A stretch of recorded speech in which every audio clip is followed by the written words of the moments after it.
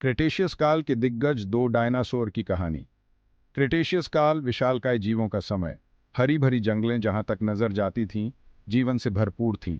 उनमें से कुछ सबसे शानदार जीव घूमते थे जो कभी धरती पर चले थे, डायनासोर। आज हम इस खोई हुई दुनिया में वापस जाते हैं, सदियों पुरानी लड़ाई को देखने के लिए।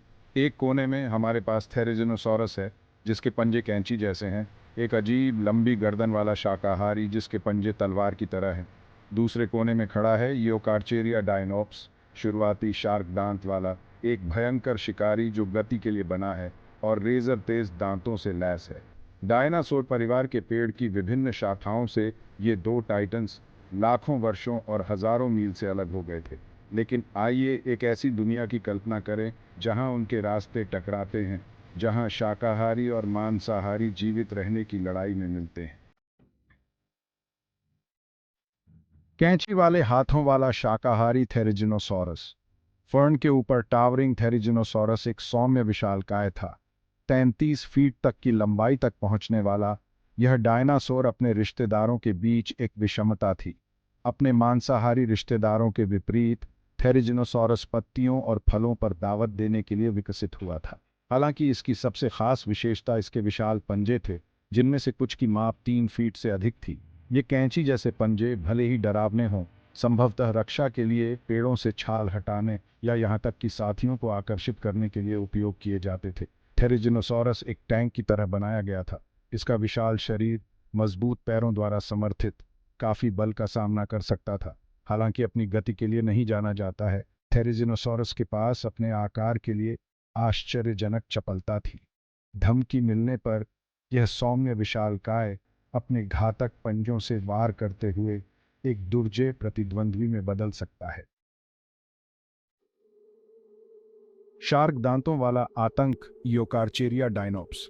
जबकि थेरिजिनोसॉरस रक्षा का स्वामी था, योकारचेरिया डायनोप्स एक जन्मजात हत्यारा था। लगभग 25 फीट लंबा यह फुर्तीला शिकारी अफ्रीकी बाढ़ के मैदानों पर राज करता था। इसके शक्तिशाली पैरों ने इसे आश्चर्यजनक गति से शिकार का पीछा करने की अनुमति दी, जबकि इसके नुकीले दांत एक शार्क की याद दिलाते हुए मांस को आसानी से फाड़ सकते थे। यूकरचेरिया की खोपड़ी को शक्तिशाली काटने देने के लिए डिजाइन किया गया था। इसकी आंखें, जो उसके सिर पर आगे की ओर स्थित थीं, उत्कृष्ट गहराई की धारणा प्रदान करती थीं, जो शिकार को ट्रैक करने और उस पर घात लगाने के लिए महत्वपूर्ण थीं। ये डायनासोर एक अत्यधिक कुशल हत्या मशीन थी, जो अपने वातावरण के अनुकूल थी। टाइटन्स का संघर्ष लड़ाई शुरू होती है। अफ्रीकी मैदान पर सूरज डूबता है। पानी की गंध से आकर्षित एक अकेला थेरिजिनोसॉरस एक सिकुड़ते पानी के छेद की ओर लहराता है। शाकाहारी से अनजान लंबी घास में खतरा मंडरा रहा है। भूखा और चालाक योकारचेरिया डायनोप्स थेरिजिनोसॉरस का घंटों से पीछा कर रहा है। उसकी तेज निगाहें अपने शिकार पर टिकी हुई हैं। हवा में तनाव की दरारें आ जाती हैं, क्योंकि दोनों टाइटन्स आखिरकार मिलते हैं। योकारचेरिया एक गुटुरल गर्जना करता है, एक गहरी गुंजयमान ध्वनि जो सवाना में गूंजती है। थेरिजिनोसॉरस चौंक गया, अपने पिछले पैरों पर पीछे हटता है। उसके विशाल पंजे रक्षात्मक मुद्रा में फैले हुए हैं। युद्ध रेखाएं खींची जाती हैं। धूल में रोष पंजे बनाम दांत। योकारचेरिया अपने शिकार में भय को भांपते हुए आरोप लगाता है। यह अविश्वसनीय गति से आगे बढ़ता है। इसके जबड़े खुले हुए हैं, थेरिजिनोसॉरस की कमजोर गर्दन को निशाना बनाते हैं। लेकिन शाकाहारी तैयार है। एक तेज गति के साथ यह अपने विशाल पंजों को घुमाता है। हवा के माध्यम से हवा काटने की आवाज। योकारचेरिया घातक प्रहार से बाल बाल बचे वापस छलांग लगाता है। उसका गर्व घायल हो जाता है। धूल के गुबार उठते हैं, क्योंकि दोनों डायनासोर एक दूसरे का आकार लेते हुए एक दूसरे का चक्कर लगाते हैं। योकारचेरिया फुर्तीला और तेज गति और क्रूरता पर निर्भर करता है। थेरिजिनोसॉरस हालांकि धीमा, पहुंच और कच्ची शक्ति का फायदा है। हर चाल एक कैलकुलेटेड जोखिम है। हर हमला जीवन और मृत्यु का मामला है। युद्ध की सिम्फनी, गर्जना, गुर्राना और चीखना। हवा युद्ध की आवाजों से भरी हुई है। योकारचेरिया फिर से दहाड़ता है, एक गहरी आदिम धौंकनी जिसे डराने के लिए डिजाइन किया गया है। थेरिजिनोसॉरस जवाब में एक ऊंची ऊंची चीख निकालता है, एक ऐसी ध्वनि जो भय और अवज्ञा दोनों की बात करती है। पृथ्वी उनके पैरों के नीचे कांपती है क्योंकि वे टकराते हैं, उनके शरीर अपार बल से टकराते हैं। योकारचेरिया के जबड़ों का हर स्नैप हड्डी के खिलाफ पंजों की बीमार कर देने वाली आवाज के साथ मिलता है। जैसे ही दो जीव क्रोध से लड़ते हैं, हवा पसीने और खून की दुर्गंध से भर जाती है। एक हताश जुआ थेरिजिनोसॉरस वापस लड़ता है, यह महसूस करते हुए कि वह गति की लड़ाई नहीं जीत सकता। थेरिजिनोसॉरस रणनीति बदलता है। यह उपयुक्त क्षण की प्रतीक्षा करता है। इसका विशाल शरीर एक कुंडलित वसंत की तरह तनावग्रस्त है। योकारचेरिया अपनी शुरुआती सफलता से उत्साहित होकर एक बार फिर फुफकारता है। उसके जबड़े थेरिजिनोसॉरस की गर्दन से कुछ इंच की दूरी पर बंद हो जाते हैं। यह वह क्षण है जिसका शाकाहारी इंतजार कर रहा था। अपने पैरों के एक शक्तिशाली जोर के साथ थेरिजिनोसॉरस अपने शरीर को योकारचेरिया के फ्लैंक में पटक देता है, जिससे शिकारी धूल में गिर जाता है।